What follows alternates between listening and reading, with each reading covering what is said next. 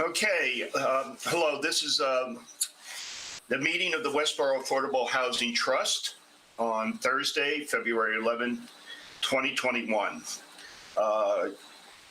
Pursuant to Governor Baker's March 12, 2020 order suspending certain provisions of the open meeting law, GL Chapter 30A, Section 18, and the Governor's March 15th, 2020 order, I'm imposing strict limitations on the number of people that may gather in one place. This meeting of the Affordable Housing Trust Working Group will be conducted via remote participation to the greatest extent possible. Specific information and the general guidelines for remote participation by members of the public and/or parties with the right and/or requirement to attend the meeting can be found on the Town of Westborough's website at town.westborough.ma.us. For this meeting, members of the public who wish to watch the meeting may do so in the following manner. Westborough TV.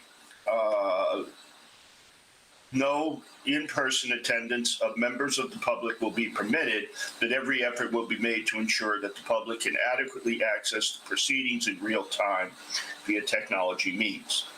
In the event that we are unable to do so, despite best efforts, we will post on the Town of Westborough's website an audio or video recording, transcript, or other comprehensive record of the proceedings as soon as possible after the meeting. Okay. And all our times are approximate. So here's a quick rundown. We don't need to do the second point there. We've already authorized remote attendance. That's a one-time vote. So we'll do approval of the minutes, get an update on the trust from Alan, status of the website. That's Alan and myself, discussion of emergency rental assistance that Kate and Alan have been working on, current subsidized housing inventory update or review. We have a sheet on that. Investigation of affordable housing opportunities by Hank. Proposed budget format for our tracking by Hank. I'd like to do a membership discussion about how we can recruit possibly new members. We'll do other business and discussions, and I really would like us to adjourn by 10:30. Given that, I assume everybody has had a chance to review the minutes of our last meeting of January 14th, 2021. Any discussions, changes, modifications? Does everybody feel that, anybody feel they cannot vote on it? Okay, I had one modification on page 4. Alan, if okay. We can. 1 second, let me get that. Yep.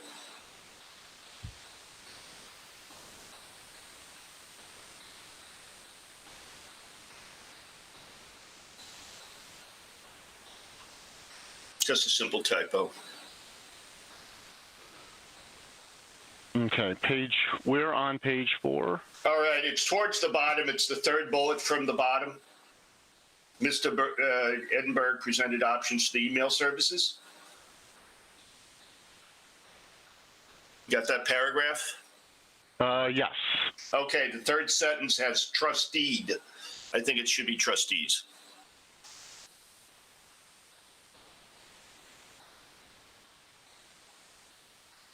You are correct. Okay. That's the only thing I found. Any other comments? Otherwise, I'll ask for a motion to approve the minutes of the of January 14th. Okay, I'll move we approve the minutes from the January 14th, 2020 meeting of the Westborough Affordable Housing Trust as presented and amended. Okay, second. All right, Kate, I see Kate raising her hand as a second. Okay, we need a roll call vote. Do we, Alan? Yes, we do for everything. Yeah, 'Cause we're remote. as Mr. Secretary, could you do the honors of calling the roll? Sure. Miss Storm, Yay. Miss McLean, McLean, yes. McLean, yes. Edinburgh, yes. Mr. Bain? Bain, yes. Okay, so it's 4 being present. Correct. All right, moving on. Status on the Declaration of Trust. Alan. Okay, so it's actually been a very couple busy weeks for town council, given the prep work that's been happening with the budget and some town meeting warrants. So I'm expecting the town council to finish the review of the Declaration of Trust. We should have that back today. At which point, once we do, it'll go to the clerk's office, because each of us need to go into the clerk's office and sign so our signatures can be notarized. And then once we've all signed, provide that notarized signature, it'll go back to town council, who will then file it with the Worcester Registry of Deeds. Okay. I assume that once you've delivered, or someone's delivered the declaration to the town clerk, that she and/or you will send out a notice. Yeah, we'll get a notice out to the committee. It'll probably be me as soon as I hear that it's back to the town. I'll get it to the clerk's office and get a note out to everyone. Okay, perfect. So. All right. Anything else on that? Any questions? Hi, Hank. Sorry to be late. No problem. We're just we're at status of website on the agenda. So status of the website. I can give a quick update. Alan, you join in. We have completed the. We got a quote, and I created a PO. With Leah's help. I have just signed the pink slip, as they call it, which authorizes the payment, and a check will be going out to Civic Plus next Thursday, according to Linda, who's an accounts payable assistant to Leah. So we should be good to go then. We've gotten a request from a member, staff member with the Civic Plus asking for a conference call. I just got it late yesterday afternoon. I haven't read the whole thing, but I think probably what we'll do is Alan and I will get on a conference call with him. But Alan and I talked just very briefly before the meeting, and what we expect to do is really, I'll use the word clone for lack of a better word, what we have up on the current working group site, or what had been up for the working group site, and move that over into the Civic Plus based site. So to add a little more information, so what they're looking for is what do we want our website to look like? Yeah. And we had previously discussed that the structure of the town website is good. So it's questions: do you want the navigation on the left or across the top? Do you want agendas and minutes to always be visible on your homepage? And we can chat about this for a few minutes. Aside from the graphical elements and the images used, which we would probably want to change, my recommendation would be to keep the look and feel of the site similar to the town website, because people are used to using it. And used to navigating it, and we're not, as we said earlier, we don't need a marketing site to convince people or sell something. We need a way to present our work and organize it in a way that people can find it. And so, the structure of the where the calendar's located, and agendas, minutes, documents, things of that nature, sort of keep the same structure as the existing website. I also believe that in doing that, should we need any technical help from the town's IT department, they'll be familiar with how we're set up. They'd be better able to assist. Comments? Discussion? I agree with everything that Alan just said. I think that is wise and sage advice. Okay, we'll take it from there. Obviously, Hank, did you want to say something? Oh, he's off mute. It just like the Nike man said, just do it. okay, we will obviously before launch. You will be seeing a beta version, if you will. I assume we can do that to the committee. So in case, both for review and to ensure that we are capturing what we want to have on there, for our purposes. So Ed, were you also asking about the content being transferred over and just having everything that was already on the other site just transferred over, or no? Alan, so we won't do that, I don't believe, because we can refer to the fact that the Affordable Housing Trust Working Group existed and provide a link. The town will keep all that data and all that information on the town website as a permanent record of that work that was part of the town. Right. So it just as our co-urbanized site, even though it's not open to new comments and feedback, all of the information, that website's still up, it's still running. People can go look and see everything still. Yeah. It's kept alive for public record, but it can't be changed. Obviously, I would expect that some aspects of what was posted on the working group site will be ported over as information, when appropriate information, some of the guidebooks and things like that. Yeah, the guidebooks, the final report, final presentation, anything that we need for this trust and us as a board.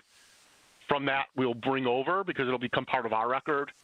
But that part of the town website, that page, will just stay there inactive. Okay.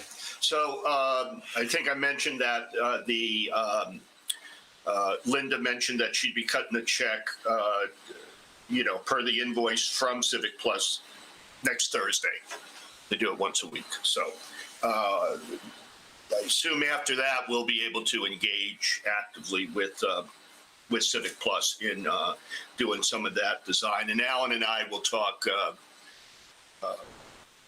with the Civic Plus person to arrange a time where we can go through our design thoughts. Okay. Any other issues on website?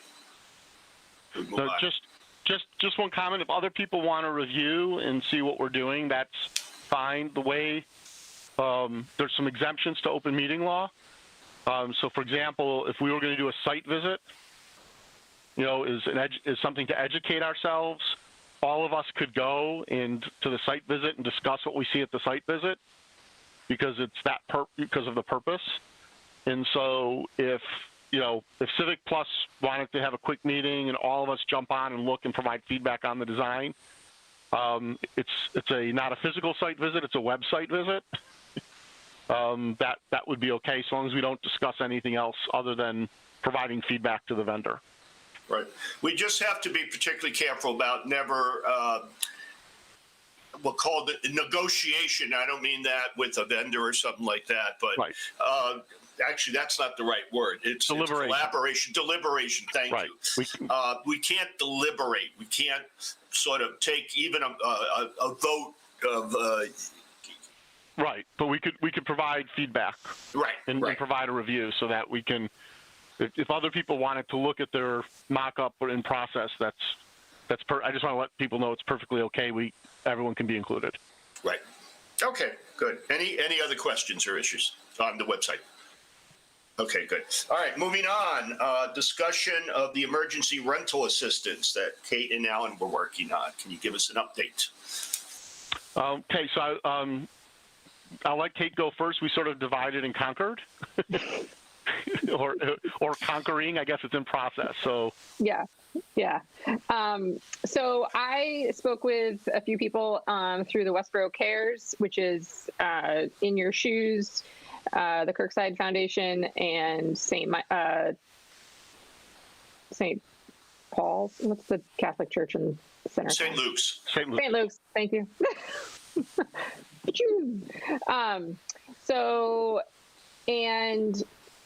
just got some anecdotal evidence that this is very, very needed.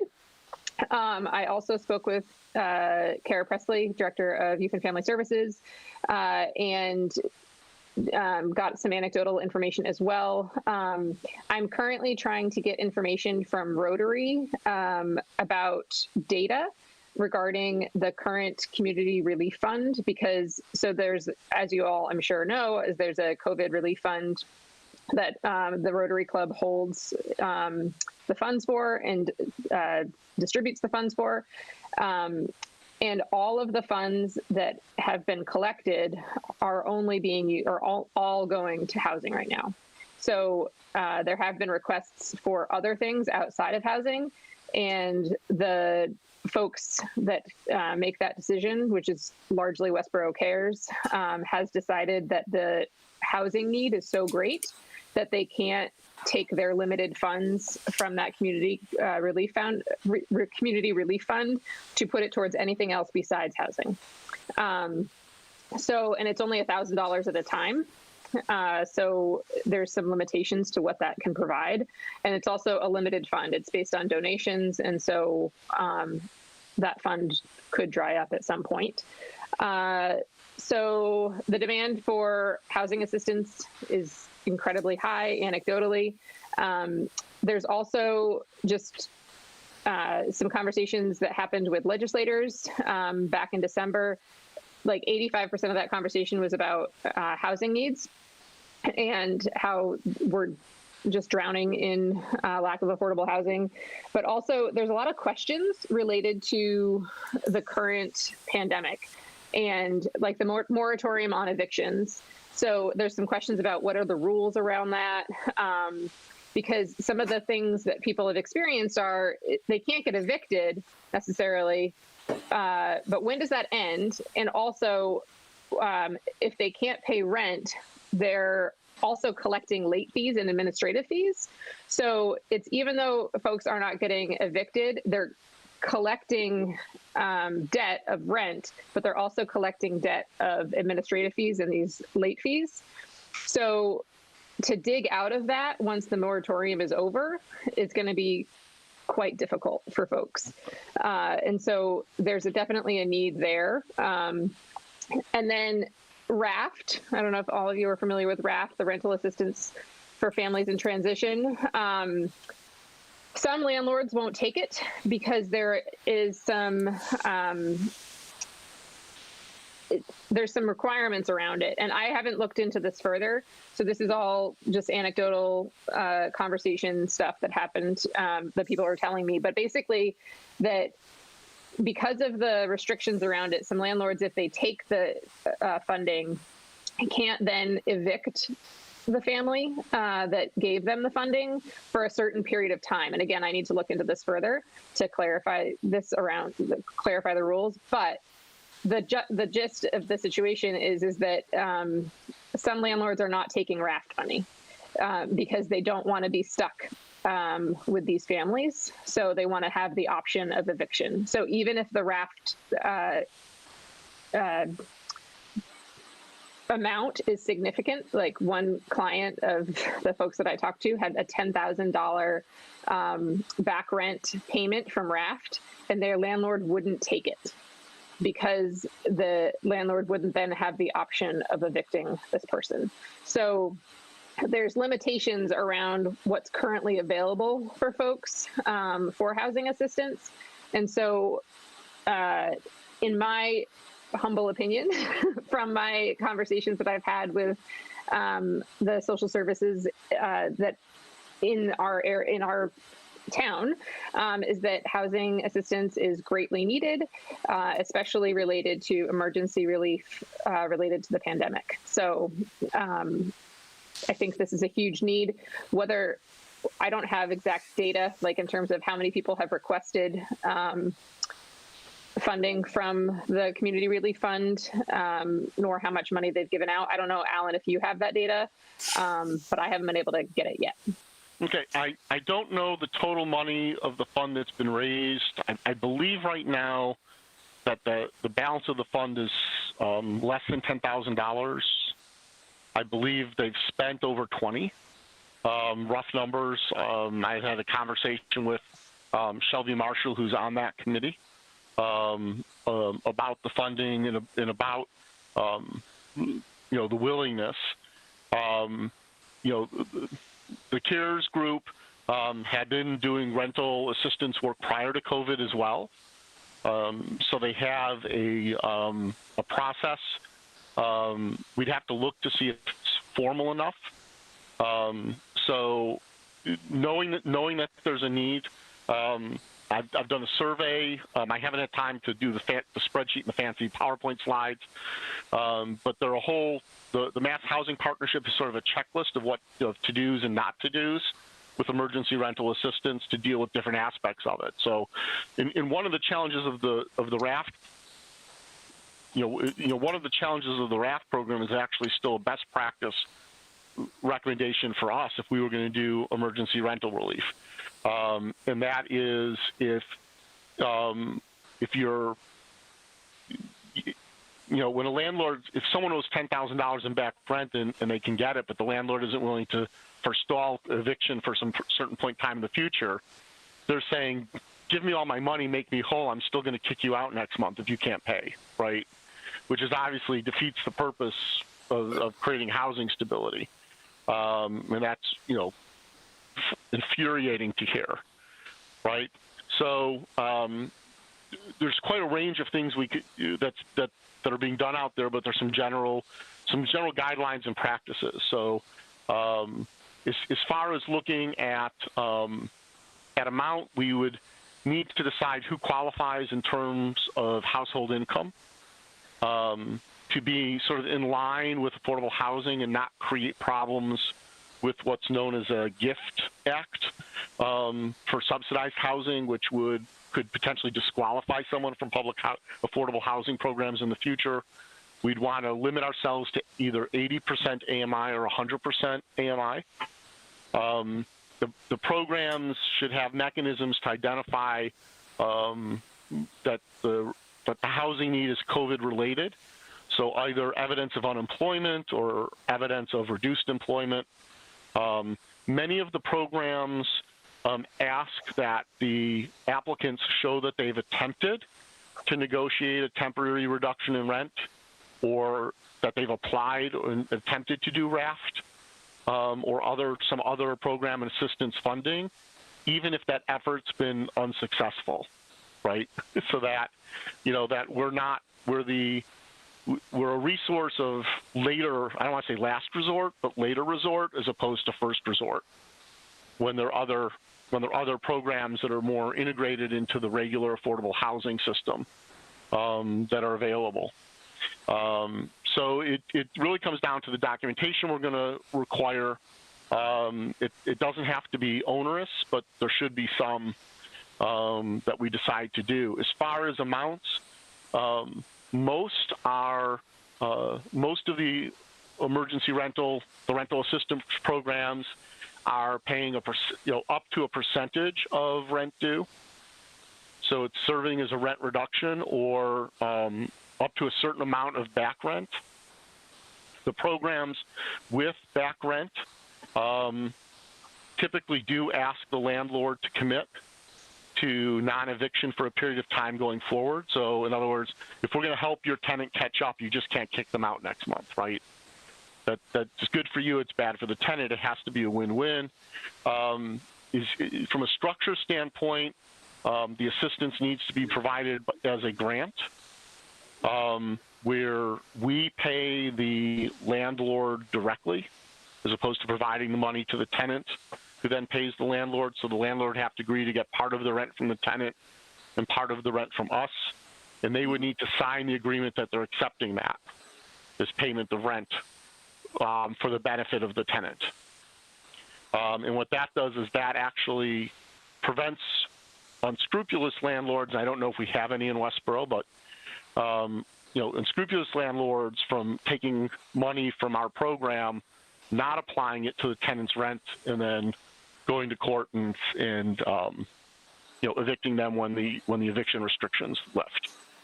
In many cases, some programs ask that the landlord waive interest and penalties for back rent if the trust is helping pay back, past due rent, or to waive penalties and fees for rent shortfalls going forward for a period of time.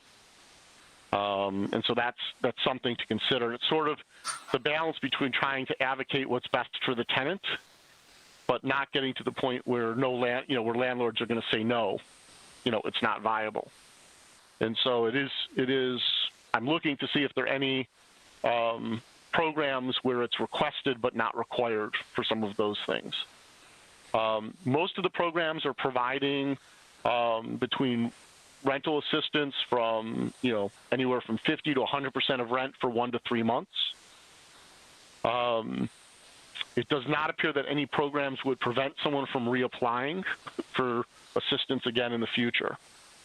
From a process standpoint, first come, first serve programs are discouraged because it can create an equity issue for people who might need more time to pull the paperwork together or get assistance with filling out forms, or who have language barriers and need assistance in the application process. So the general feel is have an application window, accept applications. If the qualified applications exceed your funding, it's lottery,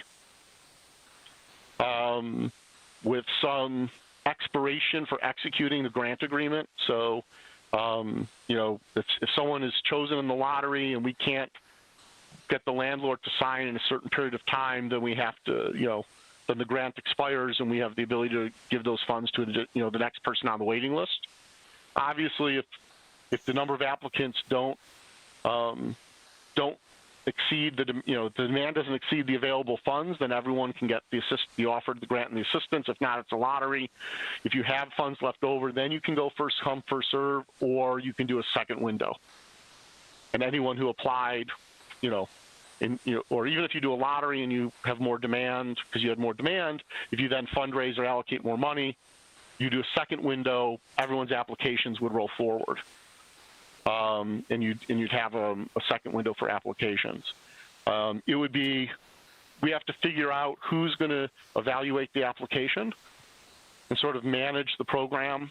There are nonprofits involved in affordable housing that are used to this process, and organizations that can do it. So other programs are using their housing authority. Our housing partnership committee, which is an authorized housing lottery agent, could do this. They understand the review process and the paperwork and the confidentiality, things of that nature. We could also partner with a nonprofit organization like MCO Housing, which is the nonprofit I believe that DHCD uses most frequently in our area of the state to run affordable housing lotteries. Of course, MCO Housing will want an administrative fee for running the program, so that adds to the cost of the program as well. But it could very well be the shortest distance between 2 points. From a funding standpoint, funding's all over the place. Some municipalities have simply allocated money for this purpose, or have transferred money to their housing trust or to their community preservation committee, if they're already a CPA community, to do this type of work. Others are the municipality or the housing trust is working with a nonprofit that's doing the fundraising in a mix of public and private funds to do the work and to fund the program. And so, my feeling is because we have a nonprofit that's running a COVID-19 relief fund and they're already involved in housing issues, partnering with them both in the marketing, in the assistance for people getting their applications in, as well as the funding is probably a good idea. And that if we as trustees were to allocate funds, we could see that as a matching component to help incent private donations into the fund as well and give us reach. Questions? Hank. Who's already got a program going? Pardon? Which nonprofit, is there a nonprofit in town that already has a program going? Well, the Westborough's Care Group has been, in the COVID-19 Relief Fund, have been providing housing assistance. They've been doing from what Kate said, I believe they've been doing fixed grants of effectively cash to the tenant. But that actually, if they're limited $1,000, I think we're okay. I mean, the challenge is if someone is eligible for affordable housing and they receive aid towards housing, if it's a certain amount or it's not done in a certain way, it can actually in the future disqualify them from eligibility for affordable housing. So we would have to, the CARES group would have to, if they worked with us, would have to modify how they're working so that we can make sure that doesn't happen. Could we possibly operate similar to a Sudbury Foundation or somebody that's sort of a charitable foundation? We aren't charitable, but could we operate like they do and go to a couple of these groups and say, hey, if you guys make proposals, we'll review them and we'll grant you some money and you administer it and deliver it? We could open it up. Absolutely. The shortest distance between 2 points for us would be to partner. And I think there's actually there's a set of partnerships that we would need for this to be successful. There's one, we would need partnerships in marketing, right? So the CARES, the Westborough CARES group, other nonprofits, the Interfaith Clergy Association can get the word out through all the houses of worship in town, Youth and Family Services from a marketing standpoint. Then there's who accepts the applications and manages it. If the CARE group isn't familiar and comfortable with, if our money's involved, the rules now in the affordable housing game that they're not required to follow at this point that they would be. So if they're not comfortable with that structure and that process, then potentially we could reach out to see if this is something the Housing Partnership Committee would want to do. They're an authorized lottery agent for DHCD, so they're authorized. They know the process for reviewing the financials and dealing with the confidentiality. If not, we could probably contract with MCO Housing, CHAPA, ABCD out of Framingham. These are all nonprofits that do affordable housing lottery and qualification work all the time as it is and know how to assist people getting them through the process. And then the COVID-19 Relief Fund can manage disbursement. We as a trust would disperse funds to that fund for this purpose. We will need some legal guidance in the agreement and any grant agreement we put together. There are templates available, but clearly we need some assistance with that. And then some other assistance. So, for example, Youth and Family Services has a translation service available. We would want to tap into that and help cover any associated costs so that if someone, isn't English fluent enough to fill out a government-like form, that a translator could get on the phone and walk them through it and answer and let them ask questions and have those questions answered. Right. So there's a number of partnerships. I think all the resources are in place. We just would need to say, as a trust, we want to set up a program. This is what it wants to look like. This is what we think it needs to look like and how we should need to run it. Do you want to help? And I think we'll get the help.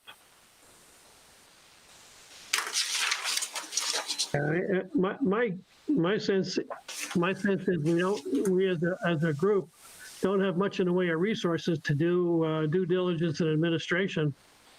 And our most effective approach would be to set aside an amount of money and then invite a couple of nonprofits to come to us with grant proposals that we would then, evaluate and fund up to some amount that we agree we can afford to fund in the next 6 months. I have a question. I agree with Hank.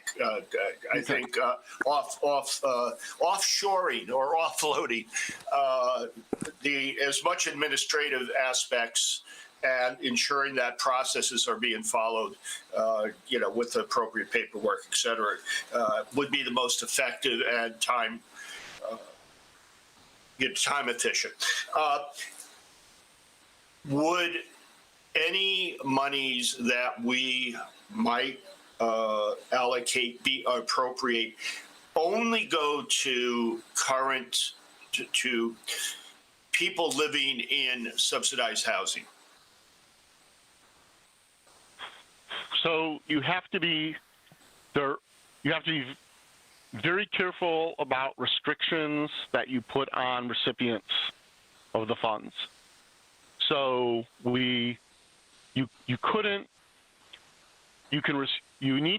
really need to restrict by area, about household income versus AMI.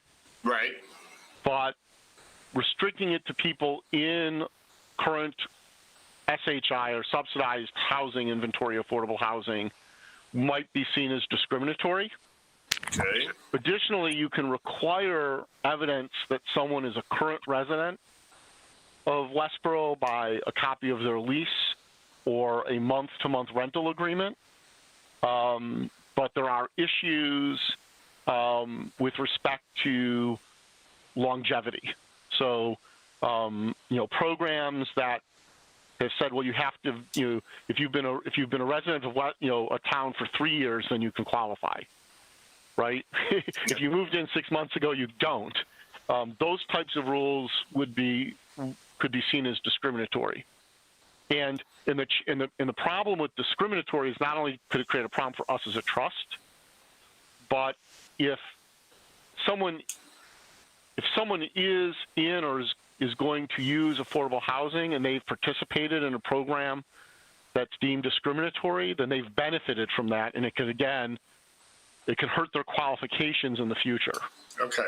For other types of assistance. So we don't want to do any harm, right? So there are set of rules around that we would just need to define. So I'm not sure it's as simple as saying, hey, we've got money, a nonprofit come with a proposal, because those proposals would need to follow the rules that are out there with respect to affordable housing. And so what I might suggest is that we continue. I've reached out to Shelley Goering at Massachusetts Housing Partnership. She's spearheading an effort on emergency rental assistance programs. So I've asked her for some contacts for some nonprofits who we could contract with to do the administration. I think we should also reach out to the Housing Partnership Committee and then go back to the COVID-19 Relief Fund to see if this is something that they want to partner on, and that we come back with a proposal for how the program would work. I think that's this group, and that we vote on a program that says, here are the rules, here's how we can manage it, here's who's going to do the legwork and the day-to-day operations of it, here's how much it's going to cost, and here's a recommended amount to allocate. Okay. In order to stay on time here, we're running right on the line. I agree that having Alan, you and Kate come up with some proposals would be appropriate. Do we want to talk about, if we were to go about this, what people, just so as you talk to people, what people's comfort level would be if we wanted to provide funding? What number? 5,000, 10,000. I don't think doing less than that would be that much help. I don't know if you had some thoughts on numbers.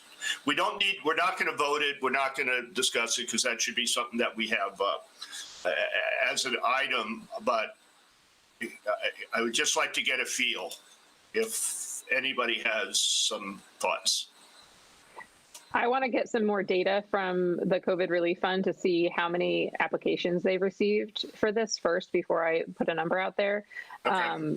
I think that there's a huge need for it, but I don't know what huge is. I don't know what that means.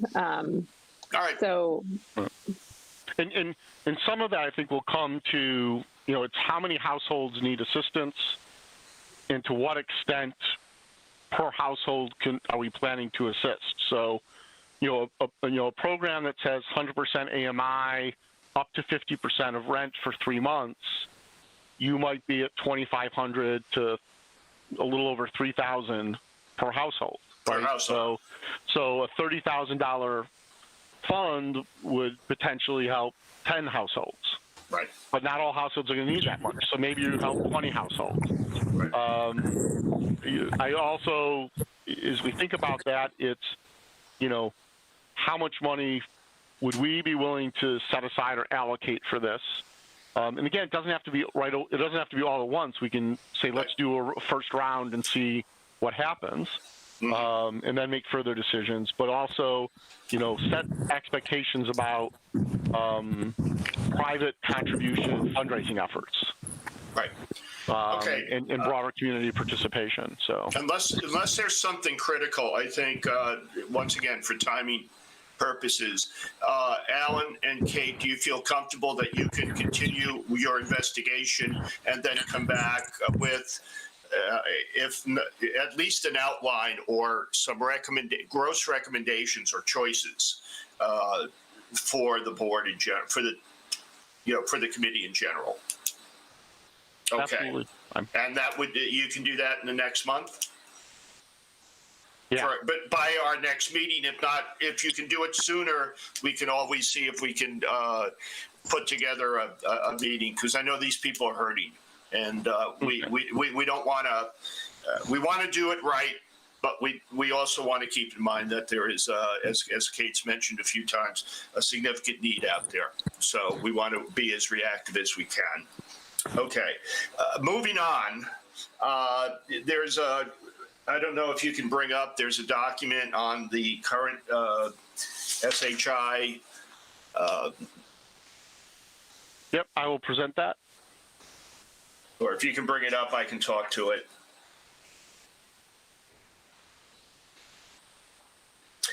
Basically, this is simply an attempt. Okay, bring it up. All right, if you can scroll up just to get it on the screen, I think. Yep, I think we got it there pretty much. Basically, this is what I got from the assessor's office, Jonathan Steinberg, in relation to just getting the latest dump of all parcels in town by their land use codes, meaning, what's available for development as well as, the current both residential, commercial, industrial properties. So I think the only thing I want to point out here is that, whoops. Oh, I clicked on something wrong. Okay, hold on. Sorry about that. It's okay.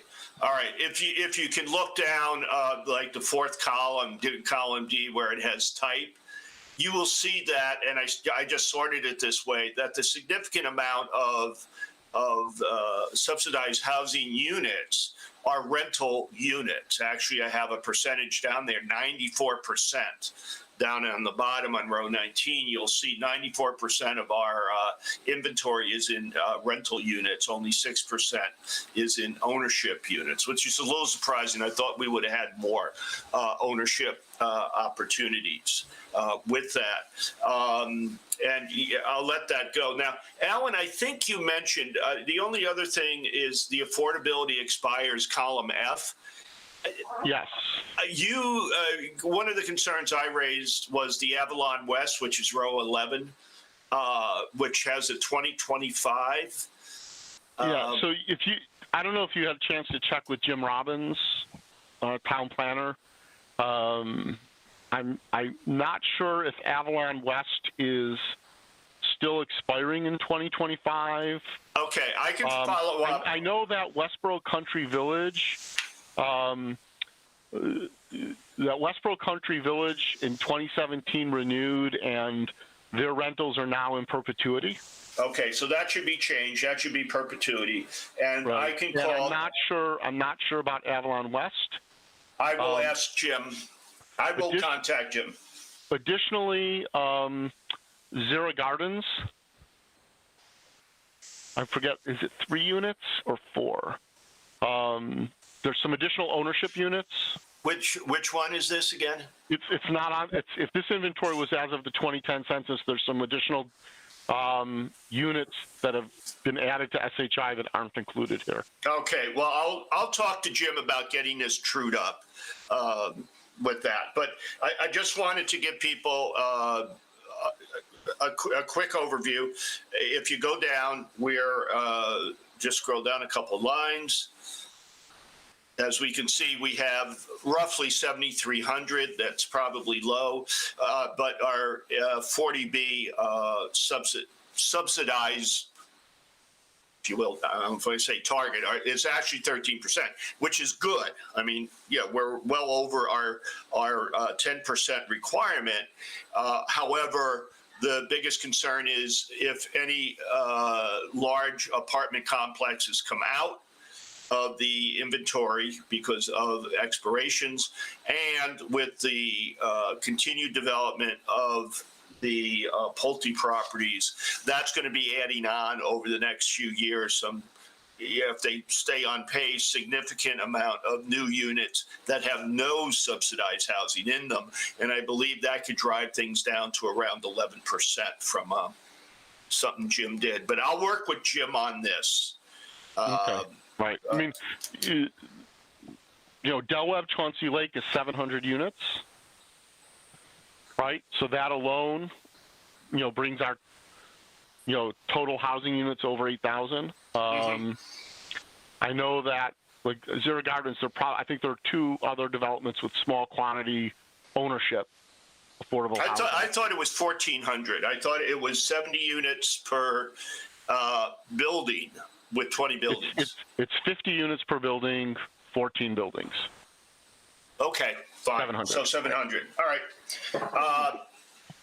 Ed, the master plan process that's going on today, that should be done in, I don't know, 3 to 6 months, will give us projections on where this affordable housing SSI is going. So, and if you missed the Board of Selectmen's meeting on Tuesday, the Board of Selectmen appointed me as the board's, in lieu of Lee Emery's retirement, the board's representative to the Master Planning Advisory Committee, and Hazel Nurse, who heads the Housing Subcommittee, has asked that I be assigned to the Housing Subcommittee. Okay. So I know they've taken a lot of the work that the working group did, and they've moved forward with that as far as projections and planning. So I expect by the 18th, at the next public meeting, I'll be pretty much up to speed on all of that activity. Right. So you can share that back. Right. I saw that meeting. I have it on my calendar. So anyhow, I will take this off and we'll try to get a better feel. I'll follow up on with Jim on some of this, just so that I don't want us off guard if. Especially 2025 is not that far out. And if we were going to need to do something about that many units, we need to start to think about that. Have some plans. Okay. Next, we have the affordable housing opportunities that Hank has been putting together. Hank, you want to? I'll bring that up. They've got it here on my screen. Yep.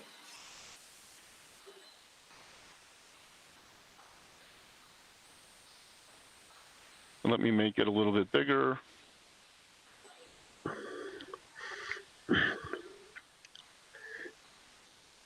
Okay. What I did was, I gathered up from a couple of sources, just a real quick cut at some opportunities. This is not even close to being exhaustive. What I just did is I went and there were some of these properties are properties that various and sundry folks have identified as maybe being targets of opportunity. Some of them I chose just because I got a listing. I got basically a listing of all available all available parcels in the town of Westborough. And I started looking at those parcels that were, more than a half an acre and had no buildings on them, which is just sort of a random look at a possible developable land. And you quickly come up with there's like 19 different parcels there, but we can kind of go through them. Each one of them has its own set of challenges in terms of whether it's an applicable or of interest for possible affordable housing, and identifies issues that will require some further discussion. You just start you down from the top. The first property is what folks may know on East Main Street. There's an office building that used to be Reliant Medical. Right. Reliant Medical Building. That's 106 to 112 East Main. It's on the market. The property, it's a 5.7 acres, got 41,000 square feet of buildings on it, and a property. The assessed value is $2 million and change. And folks have suggested that might be an opportunity for conversion. That property illustrates a couple of concerns. One is, to acquire a property like that, you're going to have to spend more than $2 million. I mean, it is extremely unlikely that the property would be available for less than assessed value. That doesn't happen in Westborough, even with commercial properties under the current pressure. So you're looking at a really big expenditure. 40,000 square feet. If you make really modest sized units, 1,000 square feet, you're going to probably put 35 units in that building. That's a big development. Mm-hmm. The other thing is, it happens to be that there's a wastewater effluent moratorium on multifamily dwellings in the town of Westborough at the present time. I.e., if you're not allowed, you cannot get a sewer permit to connect to the town sewer for a multifamily dwelling in the town of Westborough. Checking with the town, excuse me? This building's already connected, but it's not a restriction building. It's not a residential building. Right. You'd have to re-permit it. Re-permit it. Got it. And the restriction is on residential, not commercial. Right. So the building is in the G2 Gateway District. So the other component is on the first floor of the building. The building, it has to be mixed use if there's residents in it. Right. So on the first floor, you would need some commercial or retail component. So, and so you'd be looking at that building would have retail and office on at least part of the first floor, with the rest of the building being residential. It would be worth talking to Jim Robbins about whether, as a building in G2 that's already connected, if it's grandfathered in, if parts of the building were converted to multifamily. I don't know. The other thing to consider with a building like this is that the housing development, even if we're involved, doesn't have to be 100% affordable. We could say, we're going to do 30 units, we're going to do 12 affordable. You can even mix affordability. You can say we're going to do this number of units at 60% AMI, this number of units at 100, this number of units at 135, and then some market rate units. In the second of the 4 MHP webcasts that they did for their Housing Trust series, they sort of outlined, the cost and the revenue equation for projects. So when you look at the cost to buy, the cost to build out and convert, market, et cetera, and then you look at the rental income, actually having a commercial element helps on the income side. Having some market rate units helps. Then you look at the revenue you'd get at the different level of subsidized units, and where we come in as a trust then would be, in partnering with the developer, would be to fill that, whatever that gap is. Right. I'm wondering if, and I don't want to take too much time at this point because we're really in it. I see that, today's meeting is a bit of orientation meeting for all of us. Whether there may be a partnership we could find for something like this. I think that's the only way this might work is finding a nonprofit developer that would, take some of the load off of us as a trust. And you're looking at a $5 to $6 million deal to convert this building. Mm-hmm. So you're talking about finding a very substantial residential developer who would partner with you. Mm-hmm. That's all possible, but you'd have to go find that partner. You'd have to go secure substantially more funding, et cetera. So again, it's possible, but it starts raising the issues of an issue of how big and how complex a project do you want to take on as your first project. I agree. That is a good question. Yeah, we want to try to set ourselves up for success. Yeah, Early on. I did a half an hour's worth of due diligence or an hour's worth of due diligence on this one. Yeah. And it's, you're in for a logged property, a project of this size, you're in for a year and a half of due diligence. Mm-hmm. Moving to number 2 Rogers Road. Number 2 Rogers Road is what we would know as the Westborough Housing Authority property. Right. It is a separate piece of property from a land perspective from the senior center, but it is on the same highway. There are 30 some units, 31 2-bedroom units in there. There's probably space for another half a dozen units, maybe a little more than that on that 10-acre property. There is some interest on the part of the housing authority to develop that additional property. That's something that could be done. However, we need to, talking with the housing authority folks, beyond going through the permitting process, which I think requires a special permit, but I'm not sure. We would be restricted in the residency process. You could not the selection of residents for housing authority properties is done on an area-wide basis by the state. Preference is given to homeless, veterans, and then it opens up to a wide variety of other applicants. And we would have very little control over who moved into the housing. Right. So again, those rules are relaxed a little bit, but only for the initial occupancy. Right. So if there's affordable housing built that includes private funds, and there's certain rules around the source of funding, you can have reasonable residency preference in the initial tenancy of the building. But once someone moves into the apartment, if 3 years later they move out, it's in the normal state process, right? So, I'm sorry, I shouldn't have. Go ahead. There's another adjacent piece of property, which we probably know as being the senior center, which is about 43 acres. So if those two properties together are about 53 acres, 43 and 10, I think.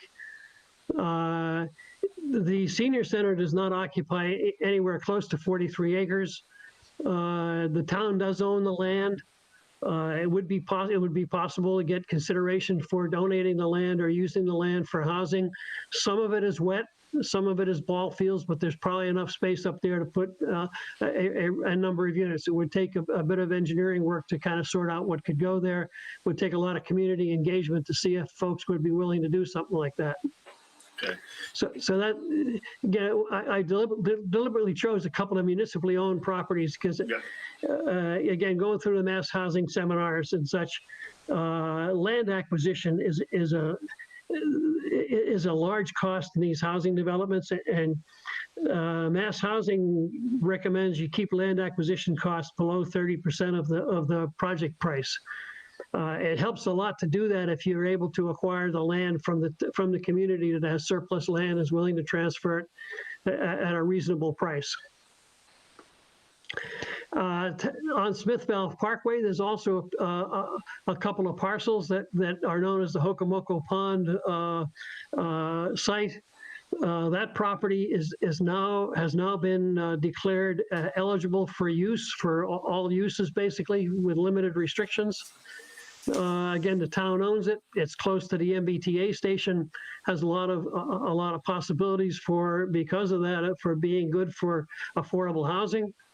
There is a committee that's been established with the conservation agent for the town as the leader, that's going to look at the reuse of those properties. Actually, there's 2 parcels over there. It'd be possible to do something. Right. There was a couple years ago a proposal to put up some solar panels over the area where they dumped a lot of the polluted dirt, and then they capped it out. I know that's something that would not be available. The rest is, I know, spread out around that. There was some issues with having trails through there, bike trails, et cetera. It got a little dicey at one point. But I think it is a nice location in the sense that it's easy access to the trains, to Route 9. And there is the town has a reuse committee for that property. Yeah. I believe I'm on that reuse. I'm a member of that reuse committee, by the way. It hasn't met in its existence yet, but I've had conversations with Jordan, the conservation agent, and his plan is to convene that committee sometime in Q1, late Q1, early Q2. Okay, so we'll know more about the plan. So we'll know more, and again, that's some municipal land that's worth, you can take a look at. We could participate in the conversation on the reuse and suggest that it might be possible. Again, it's going to take a lot of due diligence and some engineering work and community engagement. So the other thing to know for that area near the MBTA station is at the very end of the legislative session. I'm forgetting the bill number, but an update to the Housing Choice Act was passed. It was signed by the governor. So DHCD right now is chartered with writing the regulations, but it effectively says that communities with MBTA stations, train stations, and certain types of bus stations within 1/2 mile of that station must have certain high-density residential zoning by right. So the requirements are, and it has to be of reasonable size. We don't know what reasonable is yet, because that'll come from the regulations. But some of the factors involved is that it can be pure residential, but preferably mixed use, so that there's commercial component to it. Density is 15 housing units per acre, which can be reduced percentage-wise for an acre that has conservation or wetlands on it.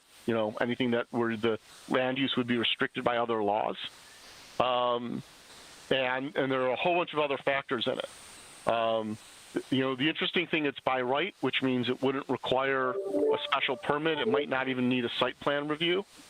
And the density is pretty high. To give a feel, our existing transit-oriented village that was constructed in that area is 14 units per acre.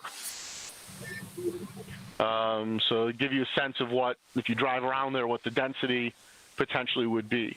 The big challenge, I think, is that the land, our current overlay for transit-oriented village, which maps pretty closely to what this new law appears to require, the available land, most of the available land at the time has been developed now. There have been multiple housing developments there already. Remaining land is commercial.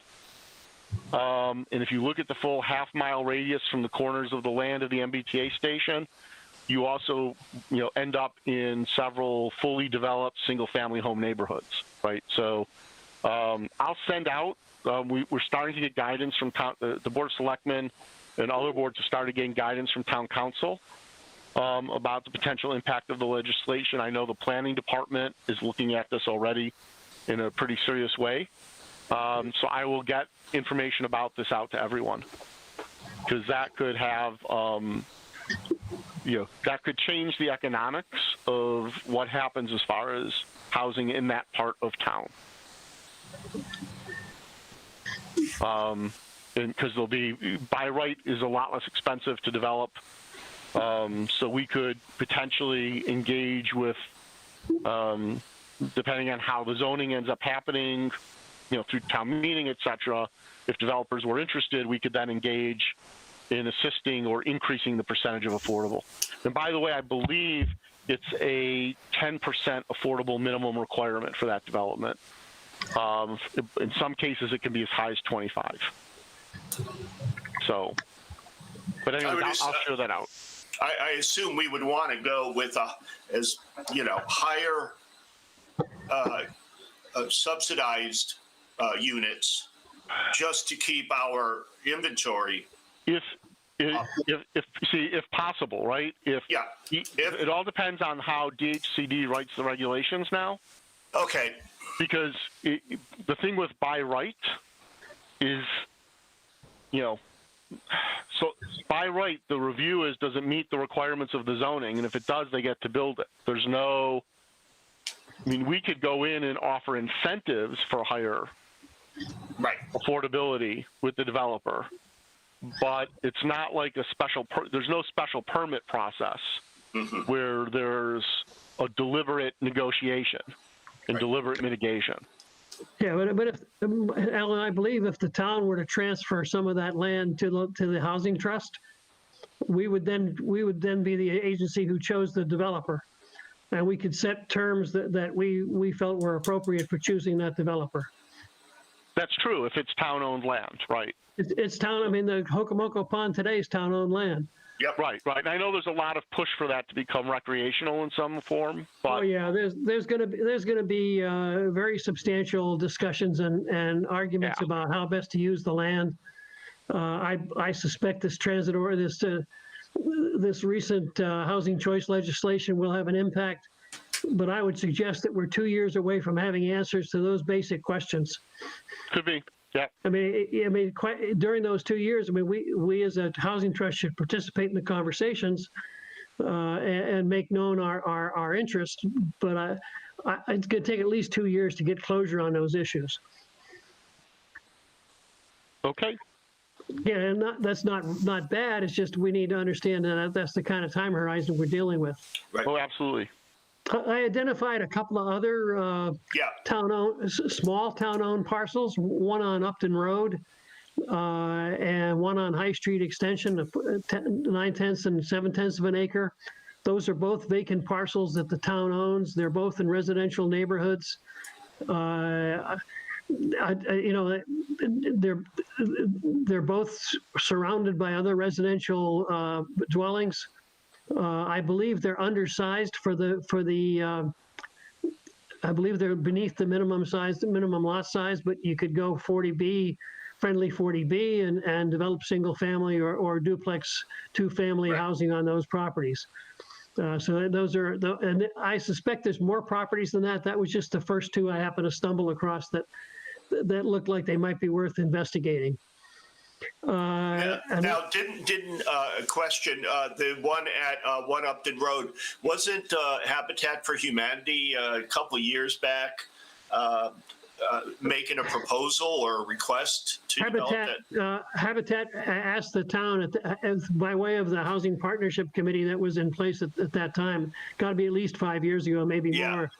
Habitat asked whether the community would be interested in developing the parcel, and at that point in time, the community wasn't interested. For what reason? In developing the property. Just. I don't know. Okay. The indications were that they weren't ready to develop the property for single-family housing at that time. Again, the 45 High Street Extension, I don't think anybody's proposed anything on it for many, many years. It's there. It's not you'd have to look at them and do feasibility studies on what could be done there. But these are all downtown. They're obviously Well, surrounded by multifamilies already. Well, not No. These two properties are both in single-family neighborhoods. Well, okay. Fine. The Upton Road property runs between Upton Road and I can't remember the name of the other street that's directly either behind it. The Upton Road properties are across from the ball fields that are on Upton Road. Is there another? Well, the first ball field, right? It's right after the split between Right after Hopkins the split on Upton Road. Yep. Kate? Is there another name for the High Street extension? I can't find it on Google Maps. Like, is there another? No. It's past the bridge. It's out High Street, and I've found it. I can give you a pointer, but it's surrounded by. There's a small single-family home development out there. The development's been there for 30, 40 years at least, was my guess. And it's just an infill lot that for some reason was never developed, the town owns. right. Yeah, so 1 Upton Road has frontage on Upton Road, Hopkinton Road, and Warren Street. Okay, Yeah, Warren Street. Warren is the I couldn't backside. remember. Is the backside. Yep. Yeah, it's right at that split. All right, keep going. I mean, Yeah. and again, just on the same criteria, hey, where are there parcels of land that seem to be probably in residential neighborhoods or possible that had no buildings on them? There's 30 Belknap Street, 31-acre parcel. It's owned by the town. However, it is deeded conservation land. Right. So And Can't touch it. I think that was also partially paid for by open space funds. It was I think we used Robinson Walk-Up. We used open space. That's not buildable. That Right. land is not buildable. It's just not buildable because it's conservation land. So Right. again, the reason I put that on there is it's just a lot of the large parcels of open space land in town are deeded open space conservation land. I mean, the town has done a very good job of acquiring, and a lot of the land we've acquired with open space money, it's deeded and deed restricted, and you really can't change that particularly. Right. So maybe we drop this off the list of. Yeah, I mean, I would, No, it's I good don't think information. It's good for information. when you go through this stuff, that's one of the things, as you go try and find some kind of a screening mechanism for identifying potential parcels, you got to go through. It's not always easy to understand that it's conservation land, Right. but you got to go through and double check that. That's part of your first pass due diligence. 51 Belknap Street, again, that was just a private piece of property. That's a small lot. It's in a residential neighborhood. Yep. There's no building on it. The assessor sheet says it's owned by the Goodall family. Yep. But part of the reason for putting that on there is that property was purchased in 2012 for $400,000.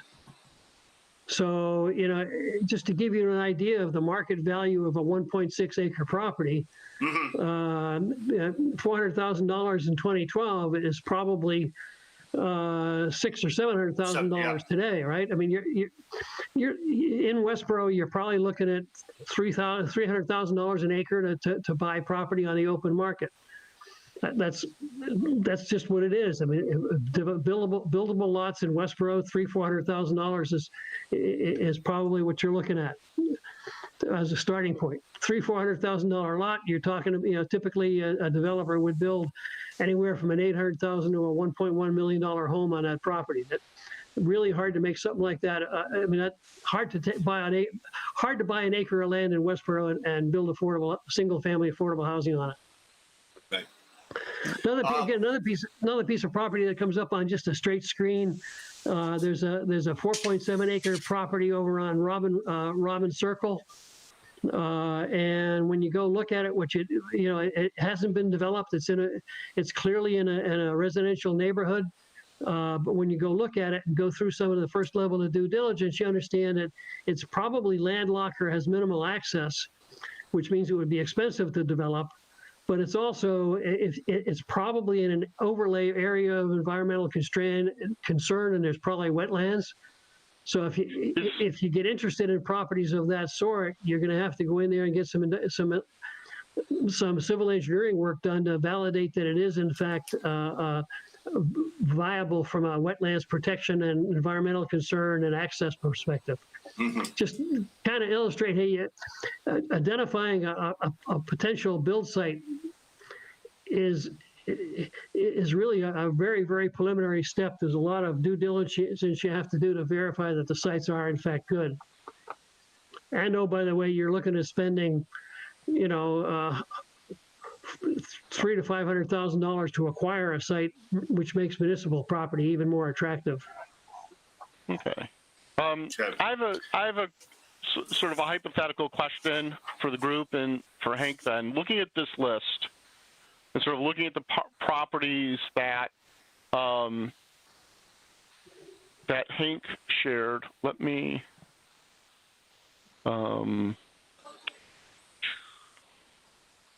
just pull up something really quick. The one that sort of caught my eye is, well, here we go, is the 45 High Street extension. And I've pulled up, I've just got the assessor's map. And it sort of is maybe as a learning tool for us as a group in exploration, given that this is municipally owned. It's in a single family neighborhood. The zoning would allow for 2 family. It abuts an apartment complex, so it abuts an area of higher density already. Right. I guess if we, you know, to get a sense of process and what we need to look at, it's, you know, one, given the size and shape of the lot, what could be built on it? Given the location of the lot, does it currently have a sewer allocation? Because there are sewer allocations that have been made and sort of go with the deed of the property that haven't been used. I don't know if there was ever a building on that property that was taken down.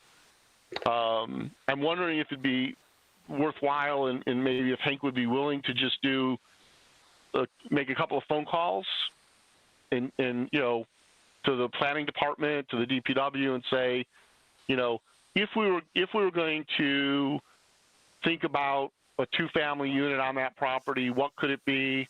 Is there sewer?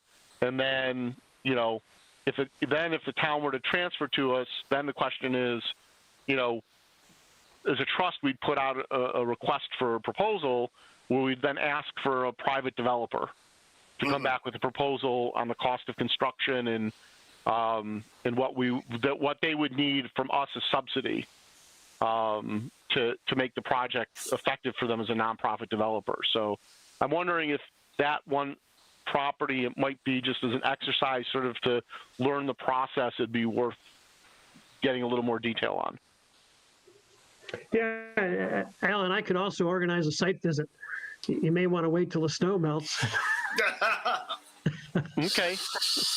Well, can't you shovel it out, Hank, for us? Well, I'm pretty sure High Street Extension gets plowed, so you can probably do a drive-by. I know. Okay. But I can do the first level, you know, the next level of investigation on High Street Extension.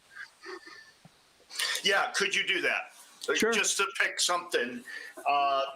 There's a lot of other, and we're on time here, or we're close on time.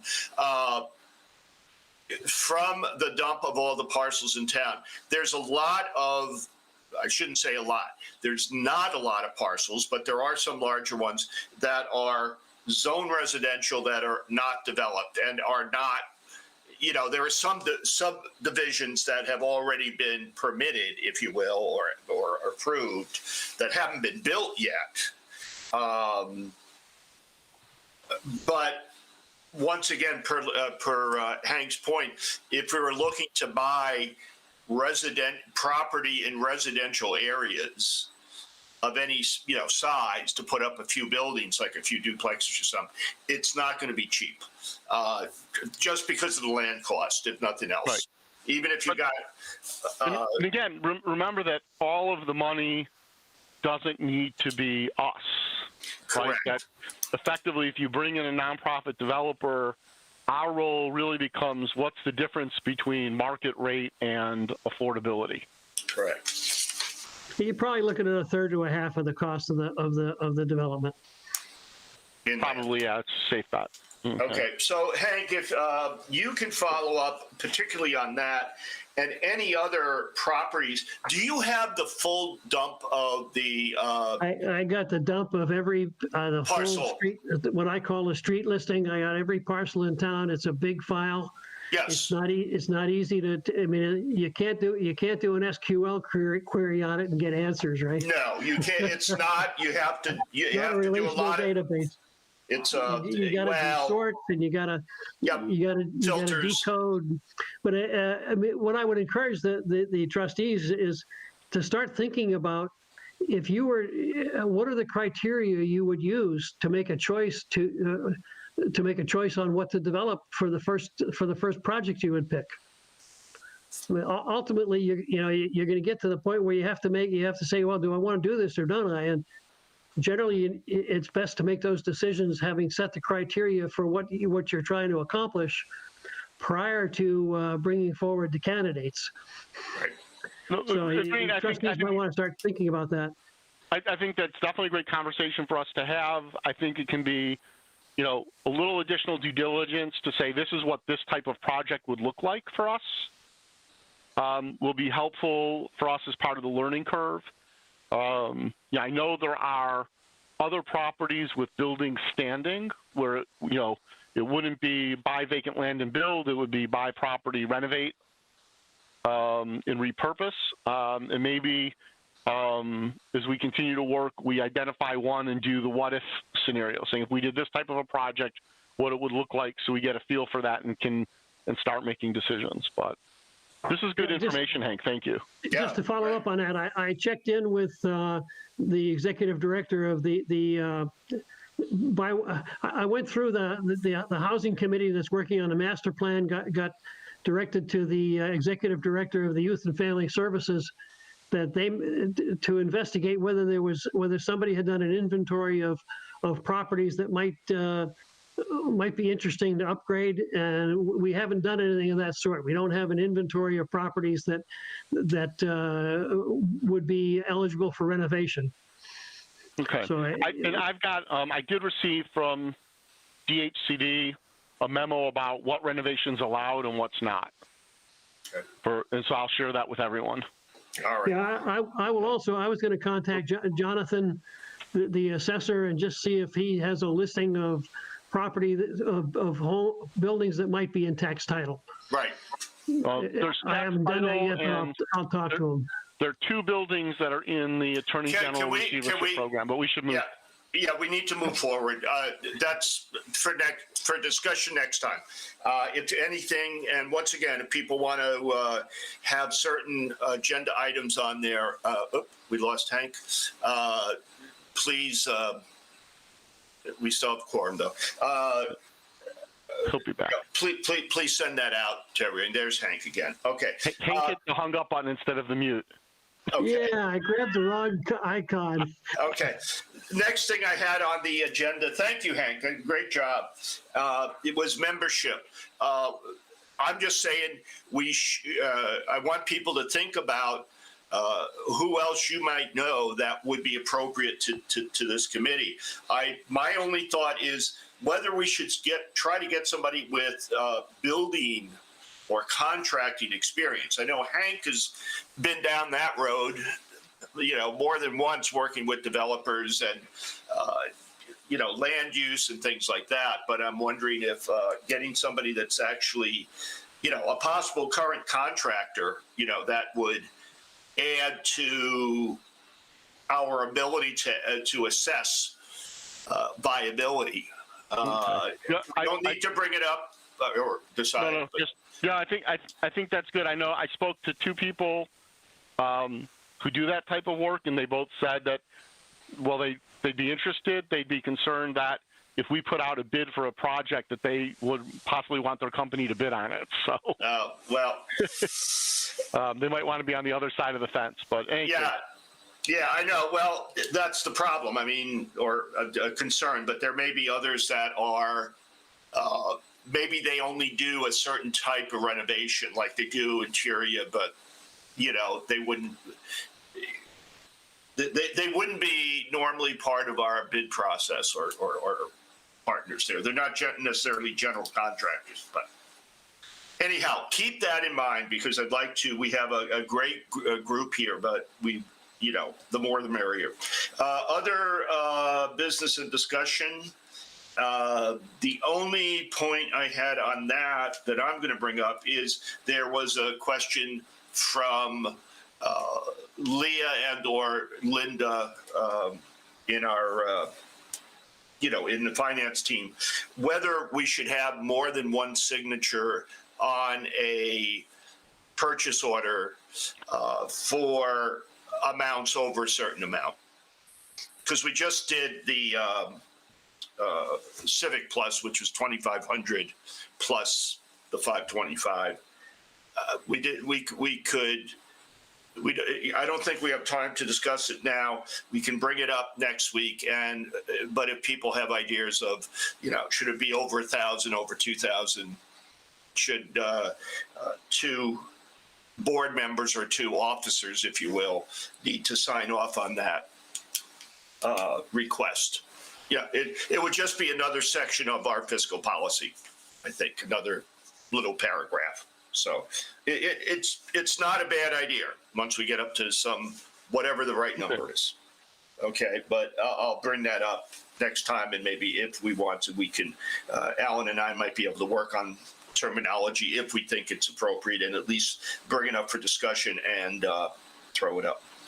Any other business or issues that people want to bring up? We'll review the budget worksheet that Hank put together at our next meeting. Yes, I'm sorry. I did skip over that because we were running. I didn't think. I apologize, Hank. I should have said we're skipping that, but it just it is aligned up with some of the object org codes now, and I think it's a good way to track. I think at this point, we'll just bring it up on business as part of maybe our the PO sign off and other fiscal aspects. Any other issues? No? Given that it's 11:20, it's 11:30, I will entertain a motion for adjournment. So moved. Second. Mr. Secretary, will you please do the honors of doing a roll call? Sure. Hank. Roush votes yes. Leah. McLean, yes. Kate. Storm, yes. And Ed. Bain, yes. And Edinburgh, yes. So by a vote of 5-0, 5 being present, we voted to adjourn. And thank you, Aiden and Westborough TV. Thank you very much, Aiden. Our next meeting is,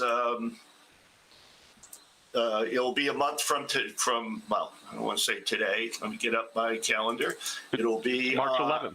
March 11th, correct. And Alan, you will send out the invite? Yes. And minutes prior to that. Okay. Yep. All right, good. Thanks, everyone. We're up to a good start. Have a great day. Thank you. Great meeting.